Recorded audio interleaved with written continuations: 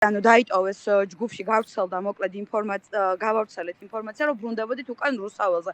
იმიტომ რომ მსგავს პირობებში, მსგავს ქვეყანაში და სახელმწიფოში ცხოვრება უკვე არის შეუძლებელი. ნებისმიერი ჩვენგანი შეიძლება აღმოჩნდეს ხვალ TV პირველი ჟურნალისტის ადგილას და არაერთი გატაცება ყოფილა უკვე და არაერთი გატაცების ფაქტი დაფიქსირებულა აქამდე. შევიკრიბეთ ზუსტად 4 ადამიანი ვართ ჯერჯერობით, ოღონდ ყველა თვითდინებით მოვედით, უბრალოდ განახებთ და 4 ადამიანს აგვად გაინახეთ, ანუ პოლიცია არის მობილიზებული. ვთხოვენ ახსნა განმარტებებს, რატომ ვართ აქ, რას ვაკეთებთ, რამდენი ხანი ვაპირებთ გაჩერებას, ვისი დაორგანიზებული არის მოკლედ 4 ადამიანის თვითდინებით მოსვლა. გვისვამენ რაღაც აბსურდულ კითხვებს, მომთხოვეს პირადობის დამადასტურებელი მოწმობა, ჩაიწერეთ ჩემი პირადი ნომერი, გვეუბნებიან ანუ რა მიზეზით შევიკრიბეთ და ცოტა ცინიკურად უყურებენ ამ მობავს, რომ თქვენ აპირებთო მოძებნას TV პირველი ჟურნალისტის და მათი ჩვენ კი ანუ გითხრეს რომ თქვენ აპირებთ მოძებნოთ TV პირველი ჟურნალისტის კი ანუ თქვენ აპირებთ მოძებნას და ვეუბნებით, როდესაც ხელხაზე ვრეკავდა ვცდილობთ გარკვევას თუ სად არის ეს ადამიანი იზოლატორშია, გადაიყვანეს, არ გადაიყვანეს განყოფილებიდან, ადვოკატს უნდა დაკავშირება მას ხომ მისი უფლებები აქვს, უდანაშაულობის პრეზუმპცია ხო არსებობს ამ ქვეყანაში, არ ვიცი ეს რამდენად არსებობს მათთვის, მაგრამ ჩემთვის მე ვიცი რომ არსებობს ეს უდანაშაულობის პრეზუმპცია და ვეუბნები ამ ადამიანს რომ ვერ ვუკავშირდებით ვერანაირად და განმარტებას აკეთებენ ესეც რომ შინაგან საქმეთა სამინისტრომ გააკეთა შესაბამისი განცხადება, რომლითაც მე უნდა დაუკმაყოფილებულიყავი და აქ აღარ დაბრუნებულიყავ ზუსტად 10 წუთის მისული და დაბრუნებული ვიყავი სახში აქციიდან, როცა ამ ინფორმაციას გავეცანი და ეს არის წარმოუდგენელი უკვე. ამის მოთბენა და ამის უკვე არ ვიცი ჟამაზე შეგუება, მე ვფიქრობ, რომ ეს უკვე არის რაღაცა არ ვიცი, მოღალატეობრივი აქტი გამომდინარე იქიდან, რომ დღეს თუ ეს ადამიანი იყო, გუშინ და გუშინ წინ სხვა ბევრი ადამიანი იყო, რაზეც რეაგირება არც თუ ისე შესაბამისი გქონდა და სწორედ ამ ურეაგირობამ გამოიღო შედეგი და სწორედ ამ ურეაგირობის ბრალი არის, რასაც ეხლა აკეთებს ეგრეთ წოდებული სამართალდამცავი ორგანო.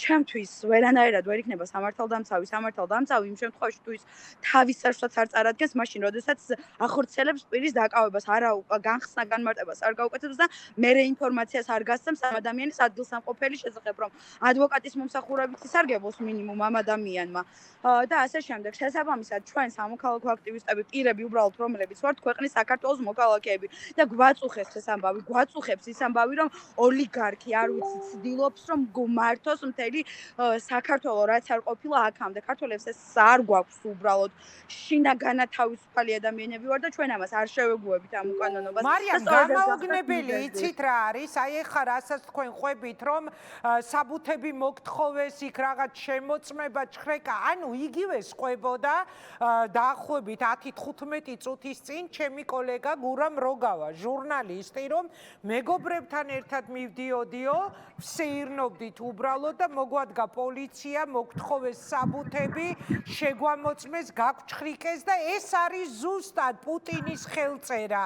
თუ ვინმეს რამე გაუგია, თუ ვინმეს რამე სმენია, რას ნიშნავს პუტინის პოლიტიკა არის ზუსტად ეს. ანუ ერთად შეკრებილი 4 თუ 5 ადამიანი 4 ადამიანი დგას და პოლიცია მიდის და ეუბნება რომ წარმოადგინეთ საბუთები და რა გინდათ რატომ გამოდიხართ აქ. ანუ ეს როგორ ფიქრობთ გაშინებენ თუ არ ვიცი აი თქვენთვის ეს რა იყო არანორმალური სიტუაცია ეხლა მე რომ ეთერიდან გავალ თუ მინდა დაღლილობის ნერვიულობისგან განმუხტვის მიზნით რომ წავიდე და დავჯდე პარლამენტთან რაღაც სკამზე ჩამოვჯდე, ანუ მომადგება პოლიცია და მკითხავს რატომ გადავადგილდები ჩემს ქალაქში, ხო? აი ეს არის ზუსტად პუტინის რეჟიმი. როცა ჩვენ საქართველოში პუტინის რეჟიმის დამკვიდრებაზე ვსაუბრობთ, აი ეს არის ზუსტად თავისუფლების შეზღუდვა. უკვე პოლიციის ხელით მარტო ხელკეტები და დაპატიმრებით კი არა, აი ამ ტიპის ადამიანებზე ზემოქმედებით ხდება. კი ბატონო, გეთანხმებით, სამწუხაროდ ეს მოცემულობა, რომ 100%-ით გეთანხმებით და ნამდვილად უბრალოდ ამ ადამიანებს არც კი ვიცნობ, ეს არის რეალობა, ვიცნობ მხოლოდ ერთ პიროვნებას, რომელთანაც კომუნიკაცია საერთოდ არ მქონია და არც მას მქონია ჩემთვის ნათქვამი, რომ მოდიოდა პარლამენტთან. მთელი ამბავი საერთოდ თვითდინებით მოვედით ეს 4 ადამიანი ერთმანეთისგან დამოუკიდებლად და მეკითხებოდნენ იმას, რომ რატო შევკრიბე ეს ხალხი, ან რატო შევიკრიბეთ აქ და ანუ ფაქტობრივად მგონი ვარ ამ ადამიანებს ინიციატორი ამ ჩვენი 4-ეულის რაღაც მთელი ამბავის და კი არ ვიცი რაღაც დაკითხვა მოგვიწეს, გადმოვიდა რამდენიმე ეკიპაჟი, იქ რაღაცა დაგვანახეთ რა, კიდე მანდგანან, ხო? კი ბატონო, ახლა წავიდნენ ეს ადამიანები, 2 ეკიპაჟი იყო.